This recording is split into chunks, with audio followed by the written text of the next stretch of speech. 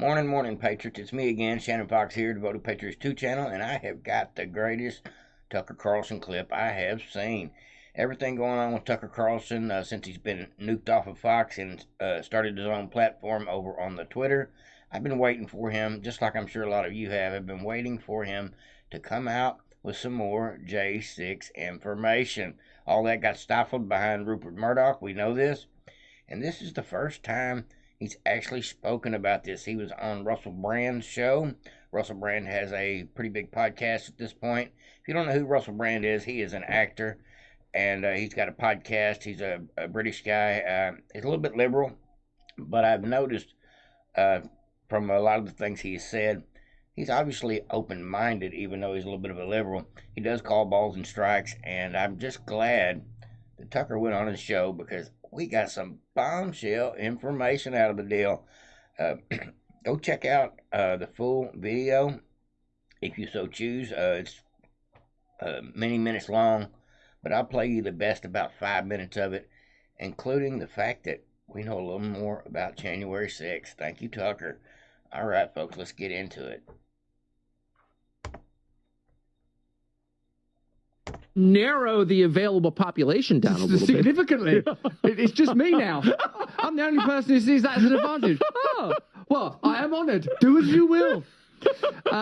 But also, on that, they said, of course, these FBI whistleblowers, that the FBI had a significant number of agents, that there were other law enforcement agencies there on January the 6th. In fact, it was the whistleblowing on this subject that caused them all this grief. That in a sense, that there are some discrepancies, shall we say, on how that event was initially reported on with regards to what actually went down.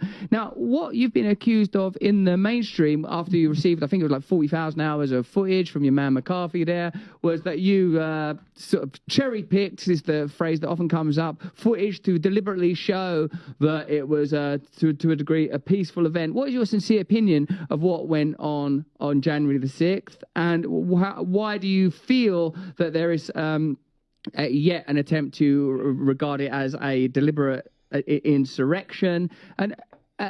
And also within that, I guess the possibility for presenting moments of peace within 40,000 hours of footage does exist. So were you sincere in your presentation, or do you have a particular perspective on how you wanted that event to be seen? That was one long question from Russell Brand, but Tucker Carlson is going to break it down completely. Listen to it, folks. Stick around to the end of the video, folks, because not only am I going to show you what Tucker Carlson said about the J6, but he also had a few messages about Trump. Well, let me just say, one of my children was there working in the building and called me during it, and was right nearby when Ashley Babbitt was shot. So I was interested in it from the moment it happened. I was appalled by the vandalism outside, by fighting with police officers. I hate violence, from abortion to the war in Ukraine. I mean, I am consistent on that. I'm not a Catholic, but I share those. I definitely share those views. I'm not for the death penalty. I'm not for killing people. I'm not for hurting people. I'm not for violence.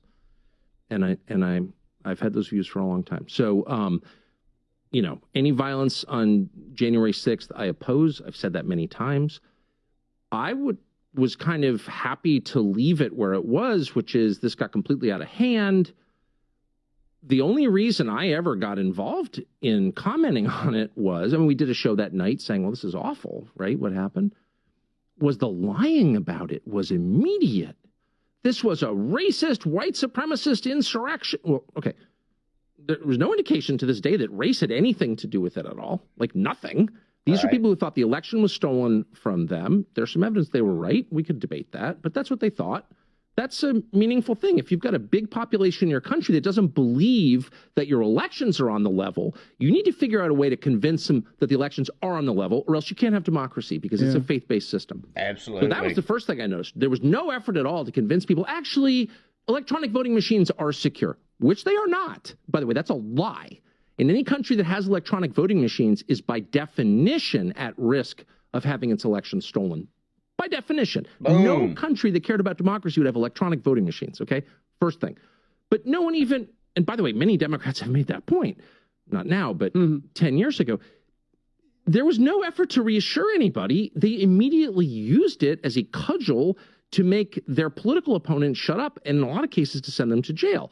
So I noticed this, and I'm like, well, wait a second. Nobody here is operating in good faith at all. They're just immediately lying with maximum aggression. And anyone who asks questions about it, like me, and if you could go back and look at the tape, my first 5 shows on January 6th were like, well, yeah, it's bad, but I don't think you're telling the truth about what actually happened. Shut up! Racist! What? So that's always the key for me. If it's like an infection, you know it's infected when it hurts. You press it. You recoil. They immediately recoiled when you asked any questions about January 6th. That is a great analogy, folks. And if that's what set Tucker Carlson off to think something ain't right here, I think it went that way for a lot of folks. But most people didn't get that reaction because they were force-fed through mainstream media, the lie for a couple of years now. People are just now getting this reaction that Tucker got that something ain't right here. You try to ask questions, you're a racist. You try to point out that there are facts in the case of what happened on January 6th that don't comply with the narrative, you're obviously a white supremacist. You are an insurrectionist, and the name calling starts immediately. That is deflection. When somebody is lying to you and you go to them with the straight question to try to draw out the truth, and you get name calling and anger, obfuscation, and distraction, they're lying. That's what I know about people, and I'm just glad that he explained it that way, because that was one of the things that a lot of the times I'll be doing these news feeds here, reading them, watching them, and I see that very thing where ideas or even facts are being attacked by the left, attacked. And it's not because they're not true. It's because they're not trying to hear it. And that tells you they're on the wrong side of truth. They are liars, and they are just here to brainwash you. It's called propaganda, folks. Part of socialism. Getting used to it at this point, but the best solution for that is to expose the truth. But also, don't fall prey to this. When you see people saying and acting in such a way that it doesn't sound like it's the truth, doesn't even sound like common sense, maybe you should ask more questions. Let's get back into it. And that was a tip-off to me. I mean, I had no thought in my head as I watched this happen on television and in the subsequent weeks that U.S. law enforcement or military agencies had anything to do with it. That never crossed my mind. I never thought it was a false flag or anything like that. I'm not a conspiracist by temperament. I never thought that.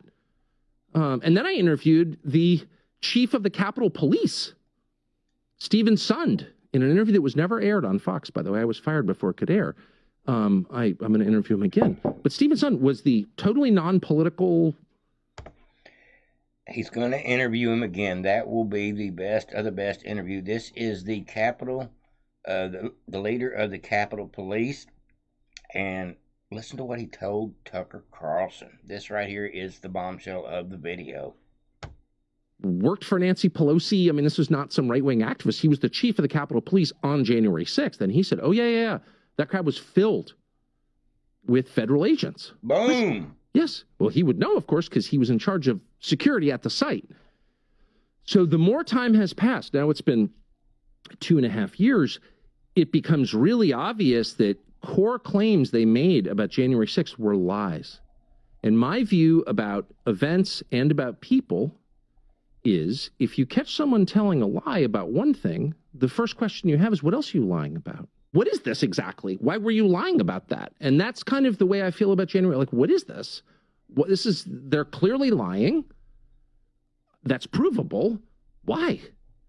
And, you know, I'm the last person. I'm often accused of being a conspiracy nut. I'm the opposite. I grew up in a very stable country, the United States, in the 70s and 80s, where people didn't indulge in conspiracies because there weren't any obvious ones afoot, right? I mean, the propagandist word for truth is conspiracy, folks. You get called a conspiracy theorist at this day and time over most of this information that dribbles out over the internet.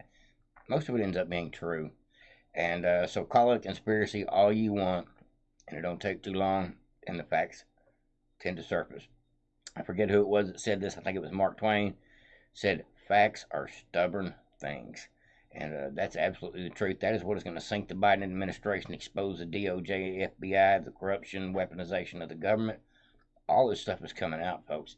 You can't stop it now. It is coming from so many directions, not just the future prosecution, but the exposure and the fact that we got people like Russell Brand, Tucker Carlson, Joe Rogan, Elon Musk, Ice-T, huge influencers in this world, speaking out and speaking the truth about what really happened and what we're still finding out today. And we took things at face value. We trusted our government by and large. But the amount of lying around January 6th, and it was obvious in the tapes that I showed, is really distressing. And anyone who's covering for those lies should be ashamed of himself. And that would include almost the entire American media, including Fox News. People at Fox News. Fox News, to its great credit, let me air that, and I'm grateful that they did. But there are people there who were mad at me for airing that. Really, why? If you think I'm cherry picking it and taking it out of context, show me where. And by the way, this happened. For example, there was a guy called the QAnon shaman, Jacob Chansley. They put the guy in prison for years. There is surveillance tape that they hid until I aired it, showing the Capitol Police trying lots of doors, trying to get into the Senate chamber, the sacrosanct chamber that he wasn't allowed to be in, and then escorting him in. And he kind of wanders around like he's taking a hit of mescaline, just kind of, you know what I mean? And like he says a prayer, he thanks God for the Capitol Police, and then he wanders out.